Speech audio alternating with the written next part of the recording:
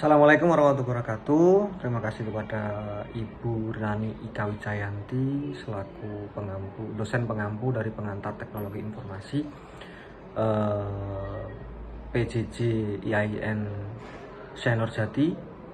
Nah, pada video kali ini saya ingin memperkenalkan apa itu IOTS dan kemudian bagaimana cara kerja IOTS dan contoh aplikasi yang menggunakan IOTS.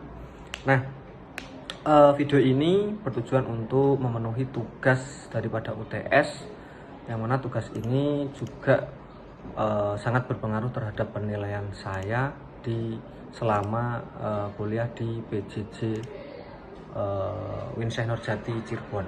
Nah, baik teman-teman, kita akan melanjutkan membahas tentang yang namanya IOTS. IOTS itu apa sih? Nah, IOTS itu kepanjangan daripada Internet of Things. Nah, Internet of Things ini merupakan konsep di mana suatu objek memiliki kemampuan untuk mentransfer data melalui jaringan tanpa memerlukan interaksi manusia ke manusia ataupun manusia ke komputer. Nah, kemudian apa sih tujuan daripada adanya Internet of Things ini? Nah, tujuannya adalah untuk memperluas manfaat dan konektivitas internet yang tersambung secara terus-menerus, baik di dunia fisik, bahan pangan, elektronik, peralatan apa saja termasuk benda hidup yang semuanya tersambung ke jaringan lokal global melalui sensor yang tertanam dan selalu on. Nah, gitu. Nah, kemudian Internet of Things itu masih dalam tahap perkembangan dan selalu akan memberikan perkembangan-perkembangan yang mutakhir. Nah, seperti itu.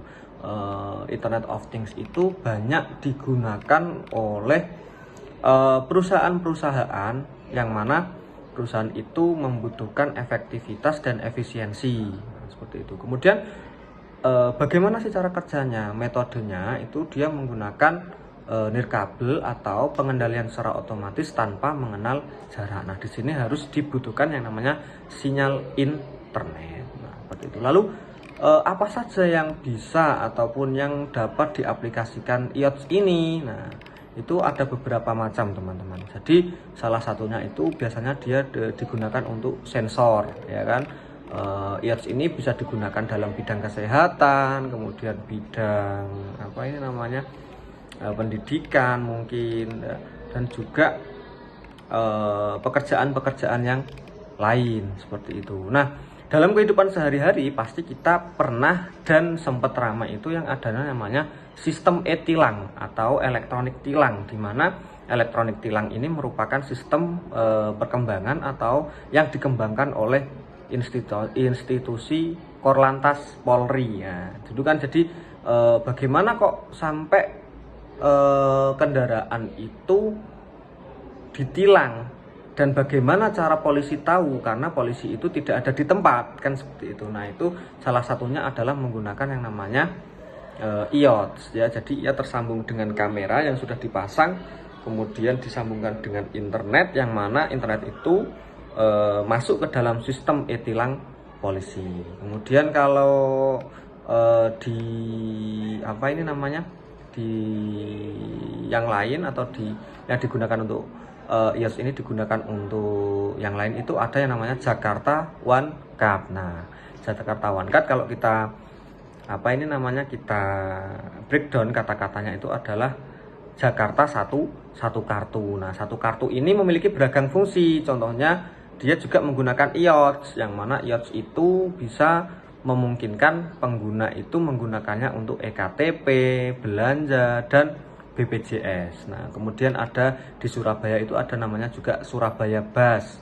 Surabaya Bus ini juga menggunakan IOTS yang berfungsi untuk transportasi, ya kan. Fasilitas yang digunakan ini menjadi salah satu contoh nyata bahwa IOTS itu bisa digunakan untuk transportasi. Kemudian ada sambungan listrik pintar.